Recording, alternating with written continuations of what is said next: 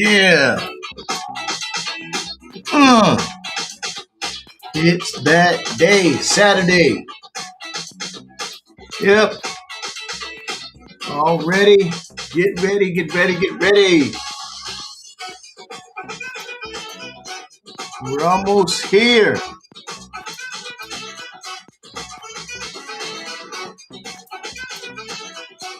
Got some good information for us today, as always. That's how we roll here at the On Point Podcast. Provide information that's going to make your economy of being and a richer life even better. Insights to life, richer life, that richer financial life, make it all best for us. That's what it's about. Almost ready to start. Great things to come.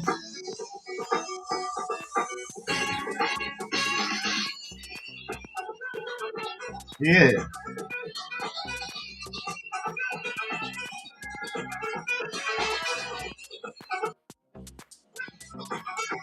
Ah, right here.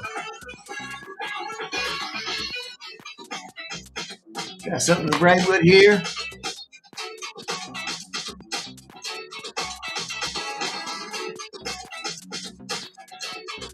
Ah, I always like to get started this morning with some good stuff here in the background.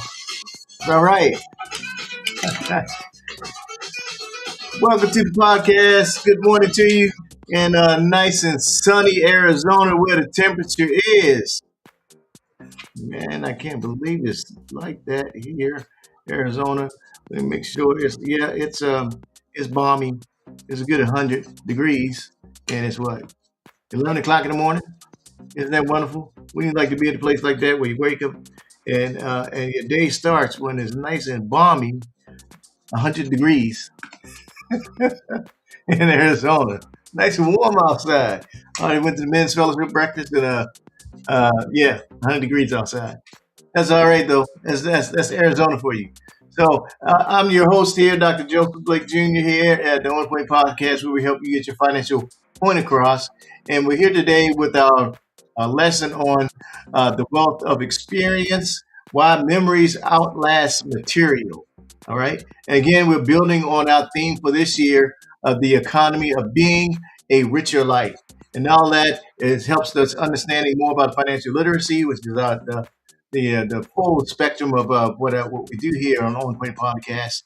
I want to bring my oldest son here, my namesake, which is actually my dad's namesake to me, but him a boy. I say, Joey, you there, son? I'm here. Hey, glad to be here. Good deal, good deal. All right then, son. Where my grandboys at, man? They just running around. They're hanging out with their mom or something. Well, I mean, they getting their hair cut and they playing around out of sight, out of mind. Dad, they get over here, they're gonna take over the show. I know, man. I know. I like I like to see my boys, man. You know, Yeah. I just love my grandkids or something else, man. They just something, I remember when you was a little boy, you'd be all over the place. When I was doing my thing, same thing. But anyway, today is the day we're talking about the wealth of experiences. Sometimes you can have things, but it's the experience, the things that you go through that can stay with you the longest. So you can teach things, but it's what you catch that makes the main difference in your life. So, like, I mean, you're educated because you caught the education aspect from your daddy. You joined the military. I don't know where you got that from. Well, we both have a military background. Is what you saw in life, right? Mhm. So part of the lesson is talks about that. So let's go on and kick off and start sharing about that. So we're talking about the wealth of experience and why memories outlast material. So the enduring values of memories over material possessions, because material things can come and go. Cars get old; they're still good, but they get old. Um, Shoes get old. Toys get old. Technology gets old, but you need to replace it, right?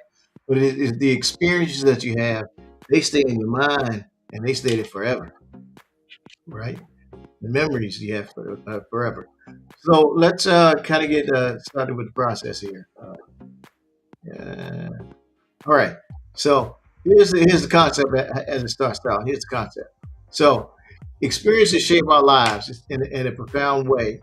It offers joy, connection, personal growth, and but that material process can't be replicated unless you have those memories over things that cultivate a richer experience that's more fulfilling in your life. Um, and one experience that we both share outside of being father and son is that military experience. Mhm. Yeah. Yeah, my experience and your experience is different in a sense for like basic training, but we both remember that, don't we? Right. Hmm. So the thing about basic training, we remember that man, it was kind of stressful. Hmm. Some dude was screaming at us for some reason, right? Right. But when we came out of it, we it straightened us out, didn't it? It did. So what are some main things that you can remember that you got from basic training that makes you uh, more richer person? Um, Basic was challenging. It was for at least for me. It was challenging. I remember having this fear of being recycled. So recycled is something that happens, and I don't know if they did it back when you went through basic or not. But basically, they'll send you to the to a previous week, so you basically start over, and that was always like a threat over our head. If we don't do what we're supposed to be doing at that moment in time, they could recycle us. Right. And yeah, so I'm constantly having that threat in my mind of in that fear of being recycled and having to redo this week that I was going through. It always challenged me to say the least. And I met a lot of different people, people from all different walks of life, different ages, ethnicity backgrounds, and when we're all in that environment, we're just trying to get to the next phase. I think one of the things that stick out the most is just when I got there. When I got there, I flew into San Antonio, and I come through the airport. It's like from the moment you get off that plane, they're on you, and then we get bussed over to basic, and then that whole process was intense. It was intense, and it felt really rough at the time, but at the end when you graduated, it's like, okay, I accomplished something. Yeah, yeah. Now for me, my basic training was 1984. How many years ago was that? Well over 40 years.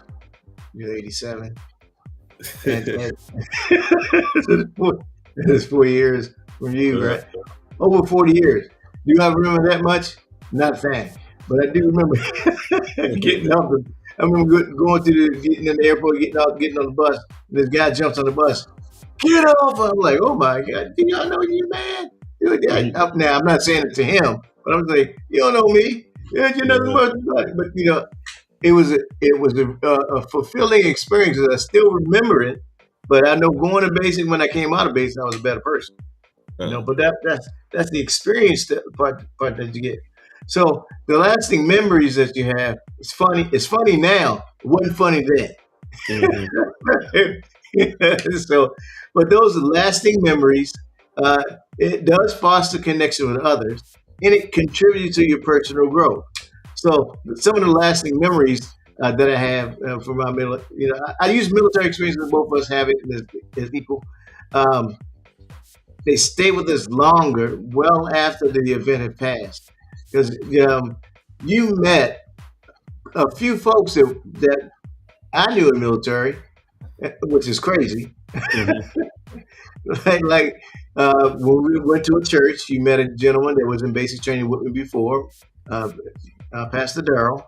okay, That was great for me. That was interesting, wasn't it? Because me and him went through basic training together, and you met him, didn't you? mhm, And you were a teenager at that time. So that was a different experience. Couldn't repeat that because you don't know what your son may see, right? Right. Yeah. So those lasting experiences, they're different.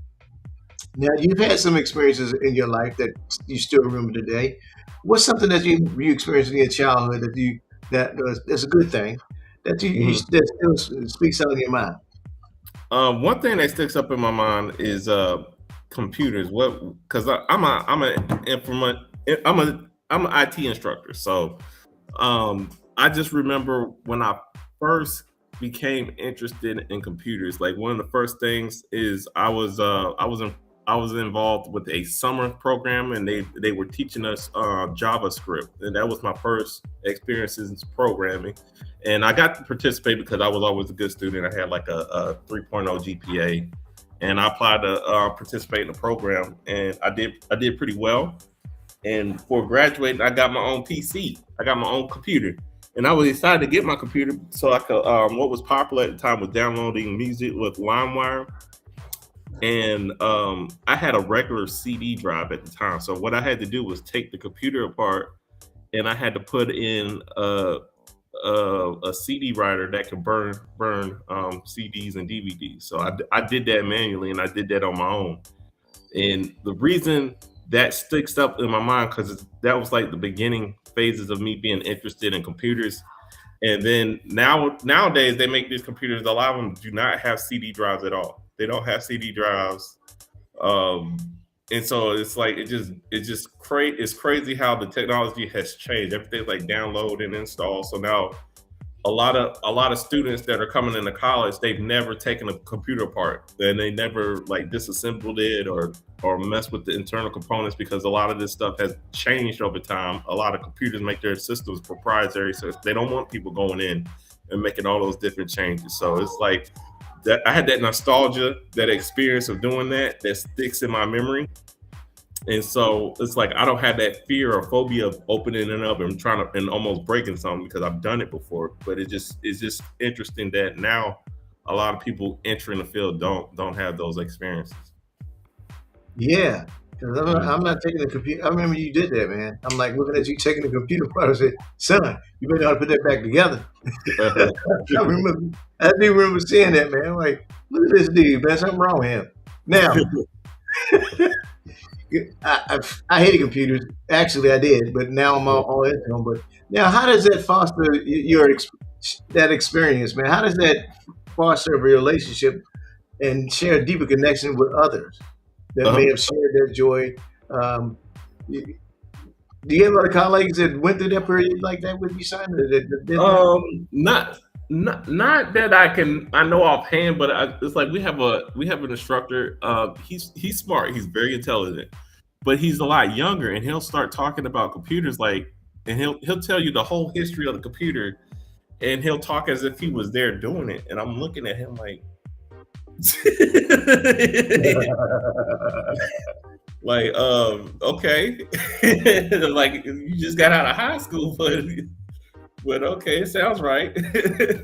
And he broke a computer down like you mentioned. Yeah, yeah, he's probably done it, but I come across like because I was teaching dual enrollment last year, and and a lot of the students had never did it, and so they were just like afraid that they were going to break something, and or they weren't sure what to put together. And I'm just like, I don't know. Maybe I take it for granted because I'm a lot older and I do have experience doing it, but I'm just like slapping this here, slapping that there, and I'm just like, it's common sense almost. No, I remember. I was like, man, what this dude taking? Man, it better work when you finish. That's all. That's Yeah. all I know. But it's good to be able to have that connection with someone else when you're doing the computers like that. But I know I was like, man, when computers came out, I was in the Air Force, and it was like, what year was that? 19. I was overseas. 87 when they Uh-huh. really started coming into flow. We were using them all the time.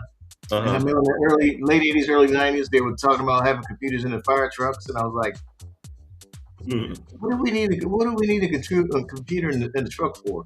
What is that going to do? I was like, y'all, I mean, all those stuffs came to pass, man, and the change. So, yeah. Uh-huh.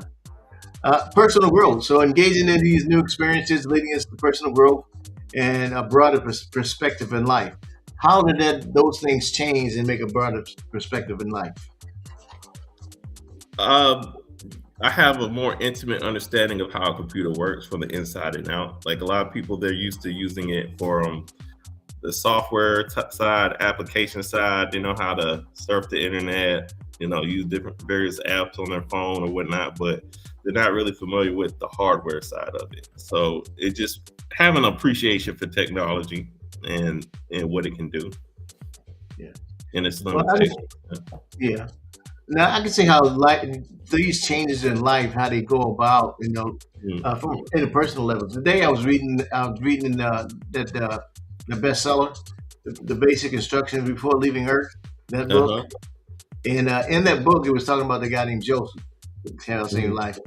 Uh-huh. And Joseph, when he started, he was actually in prison. Then he got out of prison. He started working with his cat named Pharaoh. Right Hmm. now, when Joseph started, he was in a prison and whatnot. But now he's over the whole big, big on nation and whatnot. And he went from the bottom to the top, Uh-huh. and he's over everything. But in the very beginning, he didn't have that kind of responsibility. But now he's at the top with all that responsibility. How can someone go from there and be over top of all the responsibility? Now his brothers are looking at him saying, "Who is he? Hmm. How did you get all that knowledge and wisdom to get way up there?" And sometimes it's not like um, you get the knowledge and wisdom, but it's the gift that God gives you to give you that broader perspective in life. So the knowledge you got, son. That Hmm. how did you get it? Um, Trial and error partly, and then just I'll say on the job experience because I was working in the field straight out of high school. I tell you one thing, joining the military and working in IT, I really didn't appreciate the experience that I was given. I was really working on what was at the time like the cutting edge technology, working on cutting edge systems, and a lot. I was in Gunner, Alabama. A lot of times we'll get our access to some technology that hasn't hit the market yet, so we're the first to use it, and we're testing it. And so I didn't and it's I don't know. We were doing things. We were working on these systems. We were solving these problems. And to me, it's just another day at work. I'm not realizing like what these what these skills, the value of the skill sets that I was getting, and what it could mean. If I were ever to get out, I had no plans of getting out, to be honest. But things transpired in my life where I got out. So, but knowing what I know now, I just would have appreciated those skills a lot more, and just approached it differently. Yeah, hindsight is 2020. Yeah. That's hindsight is 2020. But while you were there, you got what you needed Uh because huh. you wouldn't be where you are if you didn't Right. get what you needed then. Uh So huh. so that's the thing. When you have that's the perspective that you have on life. Like Uh I hate to say it, but well, I do. I don't hate to say it, but it's like I'll be 60 in huh. a few days. So I look back in my life and I say, man, what did I do those 60 years? Did I make any? Uh Did I? What did I do with them? I think I huh. did okay. You straight, your sister straight, your brother straight. Uh, I did okay yeah, with it. not to mention growth. Like we're talking about personal growth. It's like we go through experiences and we accomplish things in life. But I mean, if you don't take the time to like take a picture of what you're doing. The things that you do matter. So you can look back and see where you started at and where you're at today. Like see how much you've grown. Yeah, you've Yeah. grown, son. Say it Yeah. again. You've grown. Uh, You've grown. Daddy see that. Thank You've grown, man. Okay, psychological benefits of memories. So the psychological benefits of memories: it boosts your happiness levels significantly, creates you. meaningful connections, enhances your mental resilience, encourages personal growth, and fosters a sense of belonging. So all those things help you benefit, help you grow, help you engage with others. So all those things help when you have those good memories. And you see those the good and the bad. Because sometimes memories that things that you know you didn't do that you could have done that you should have done, they still help you with your growth effort. So what you didn't take advantage of there, when an opportunity comes again, you're more attuned to what you could have done. Uh-huh. Those things that you did do well, to repeat that when that opportunity for growth comes along as well. So you're more apt to make sure you take advantage of the opportunity as it puts in its place again. What are you seeing something? No, no, I'm not seeing nothing. I just kind of overlooking my notes here. Okay. All right. So here it says material wealth, short-lived and burdensome. So material wealth, while often we associate the status with the stuff we got, stuff we buy, is short term because why is it short term? It gets old, it gets torn, it gets worn, and it needs to be replaced. That car, that car we buy Hmm. gets old after a while. Hmm. That chair we get, that gets old too. It needs to be replaced. It's a temporary thing. The computer gets outdated. It needs to get replaced. Yeah. It all gets but compare that to the wealth of experiences. That experience there, man, that experience is there for a lifetime. And that experience, you can draw from that experience through your whole life. You can draw from that experience, man. You can go back to that experience all the time and get something new from it each time you think about it. Mhm. What's an experience that you tend to draw from every so often? Um, Most definitely in the military. Just the different challenges and obstacles that I had to navigate through from my different deployments. Just getting organized, being efficient. I just remember um, like being at one point in my life, I was like really organized, really focused on getting things accomplished, and I was really focused. I was really driven to finish my bachelor's degree. And Mhm. when I had that tunnel vision of getting that one thing accomplished, uh, I didn't have time for like petty things or just things that were distractions. And so from time to time, I just kind of draw on that energy that I had to channel it into things and projects that I'm working on now. Okay. So that's one.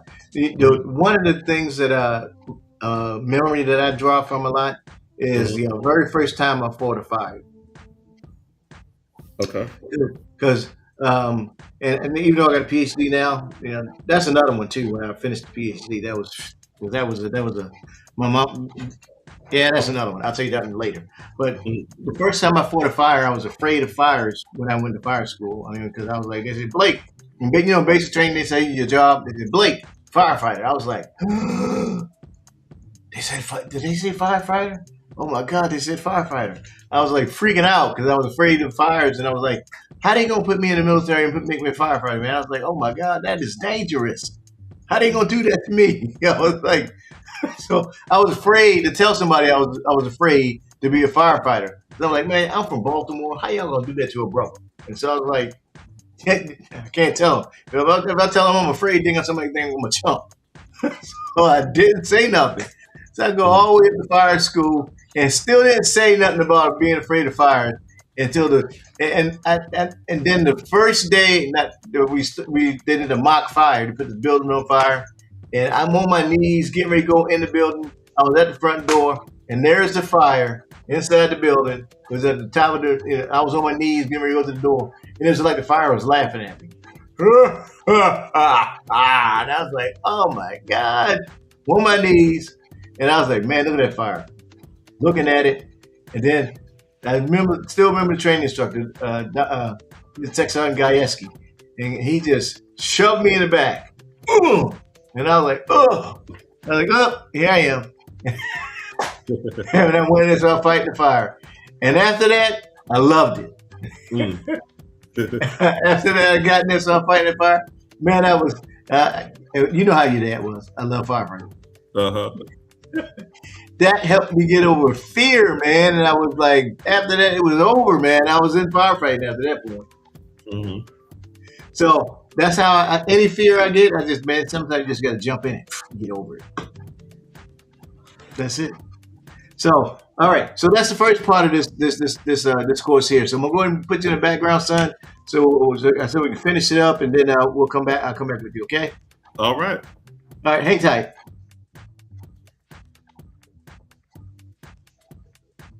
All right. So as we go ahead and land this plane here, I just want to remind you, this is the On Point Podcast where you can join us as a member. Membership helps us keep going, bring more additional information to you.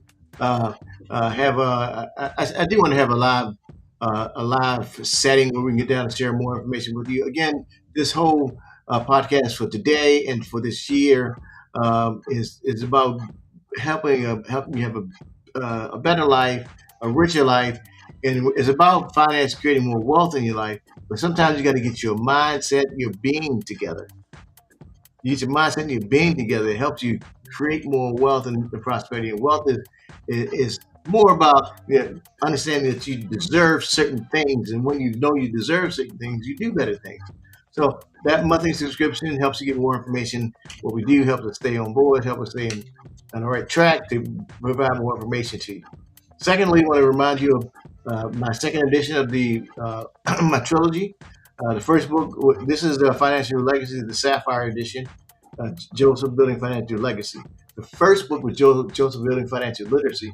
Literacy lasts a lifetime. Legacy lasts a generation. And I'm writing the third book that's coming out due this year. So I'm like, write that one out there as well.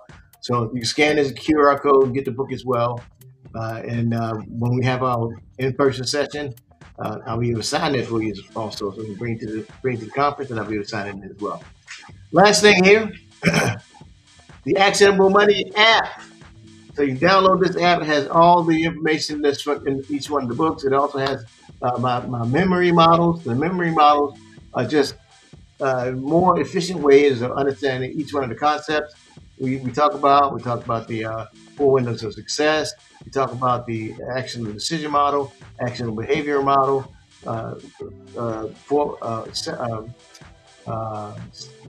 Rule 72, different things to help you understand more the financial nuts and bolts of accumulating wealth over time. So all those things are in that actionable money app, and it keeps you in tune. They also send newsletters out, other short videos that give you concepts that you can kind of remember and listen over and over again, keep you on point with your financial education as well. So, a lot of information for today. Again, just want to remind you, we're here next week, same time, same bat channel. Same good information to help you continue to get your financial point across. All right, so this has been Dr. Joe Blake and my son here with you on the On Point Podcast. We hope you had fun, and some good information that makes your finances grow well. And hey, we'll see you again next week. Next week is going to be a special presentation. We'll be talking about things from Juneteenth, because that's our celebration for our culture. We'll be able to share with you some insights from that. And the second part of this one will be the week after. Okay? So have a great weekend, and we see you guys again very soon.